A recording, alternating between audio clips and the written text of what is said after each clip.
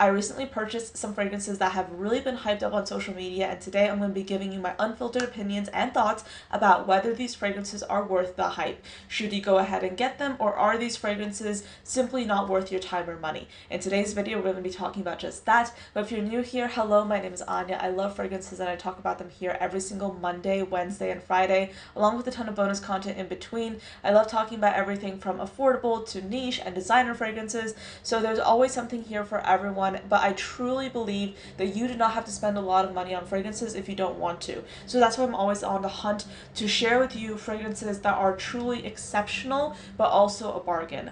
So I'm going to be sharing with you 3 fragrances that I had the pleasure of purchasing, but now I'm going to be giving you my thoughts.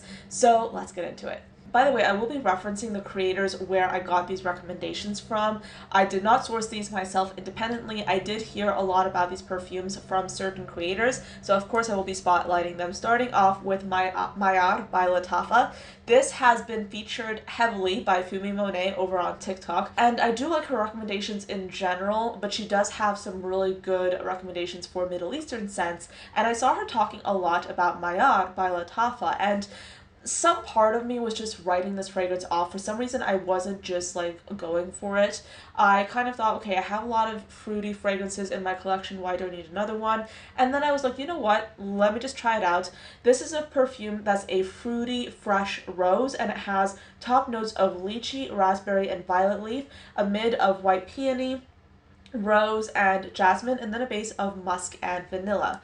This fragrance, to be honest, one of the reasons why I was hesitating on buying this perfume was because I thought it was going to be another Delina dupe, and I have a few of those and I try to avoid them right now because I don't want to have redundant fragrances in my collection, and I think that's a big reason why I was avoiding this fragrance, because I just looked at the scent pyramid. I was like, I'm scared that lychee is going to be too sharp, and I'm a little bit apprehensive about that peony, so that's why I was avoiding this fragrance. However, I will say this, the lychee here is not as sharp, it's very rounded, and this fragrance really chronicles the note of raspberry, making it a fragrance that might have vague similarities to Delina, but it's not a dupe in my opinion by any means.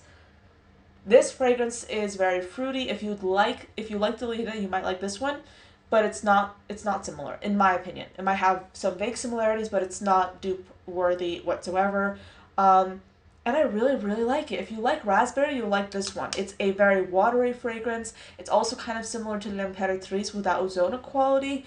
I think this is a good one. And I'm like thinking, why did I not get this sooner? But I know why, because of that Delina thing. But I think this is a really good one. It's very refreshing. It's very fruity. I can easily see this being a really pretty daytime scent. It's very, it's kind of like a fruity cocktail, It's icy, it's refreshing, it's a really pretty scent to wear, especially in the hot summer weather. I would say this is a good hair scent as well if you're willing to spray this on your hair or clothes, so it'll last a little bit longer throughout the day so you can get that beautiful sillage.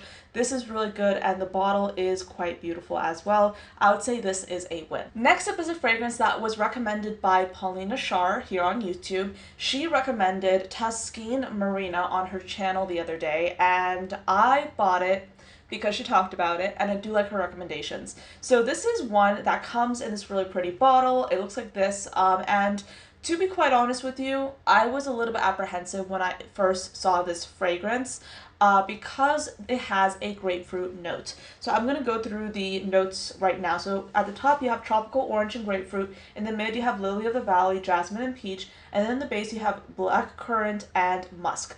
So this is a perfume that, because of that grapefruit, because of that orange, I was a little bit scared that it was going to smell artificial. Sometimes citrusy perfumes that are a little bit inexpensive do tend to smell artificial. That's just my experience. So when blind buying them, I'm a little bit apprehensive, and I was thinking, okay, this perfume could possibly smell a little bit too, artificial.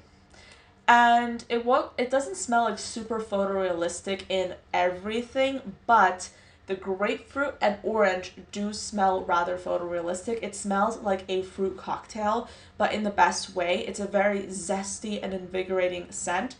So in the opening, you get like that burst of the orange and the grapefruit, and then in the dry down, it settles into that beautiful blackcurrant musk that comes off as a kind of like this musky, perfumey scent. So this reminds me of the Chance line from Chanel. Particularly, I would say this reminds me, I think, of Chance Eau Vive, like the grapefruit Chance, the grapefruit Chance perfume by Chanel. It reminds me of that. I don't have it with me to do a side-by-side comparison, but I would say if you're looking for like a perfumey grapefruit and you're wondering what that means, try the Chance line, like the pink one, because that's what I'm thinking of whenever I smell this. But this is like a zestier, fruity version of that perfume. I am kind of surprised by how much I like this one. I didn't think I'd hate it, but I am really, really a fan of this. I think that this is a really interesting perfume.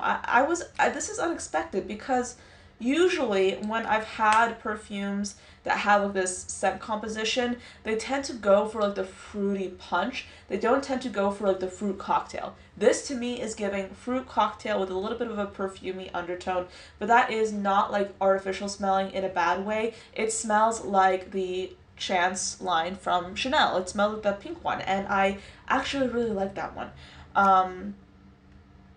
I like it a lot. It's good. It's good. This one is a good one.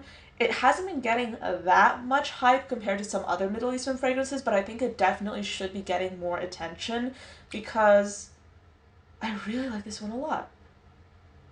It's a really good one. So yeah, Tuskine Marina, this one from Paris Corner, I would say it's a good one. I really like it. Okay, so the next one was recommended by Fumi, and this is Mystique Bouquet by Afnan. I actually had this on my wish list for a while, and I'm so glad I finally got it into my collection because boy oh boy, I think this is like my favorite one, and I like all of these, but can you tell I'm kind of like starting off with like, I mean, all of these I like, okay? But I have my third favorite at the beginning, and now I'm ending with my first favorite. This is my scent of the day today, and I wore this well, it wasn't a run, but it was an outdoor activity in a group setting. And I was like, you know what? I'm going to wear this. And it was so good. I really liked it. It was like refreshing. It's super hot right now. We have a heat advisory. And this was a perfect scent. It was just light. It was fruity. It was so good. It wasn't too cloying or overwhelming. And we were sweating. But I really liked this one. I like it a lot. This is okay, let me just give you the notes. And also, can you tell I'm like all over the place in this video, but here's the box, by the way. I haven't really seen the box before actually getting this perfume, but here's the box. Isn't it pretty? And then the perfume goes here. It's pretty. I like the flowers. Okay. The things it takes to please me. Okay, so we have top notes of, let's scroll down. White peach, mandarin orange, bergamot, and lychee. A made of peony, orange blossom, mahonia, and vetiver. And then a base of musk, ambroxan, oak moss, and vanilla. Of course, it has ambroxan. I love fragrances with ambroxan. I'm so goofy in this video. This is the fourth video I filmed today. Can you tell? I really like this a lot.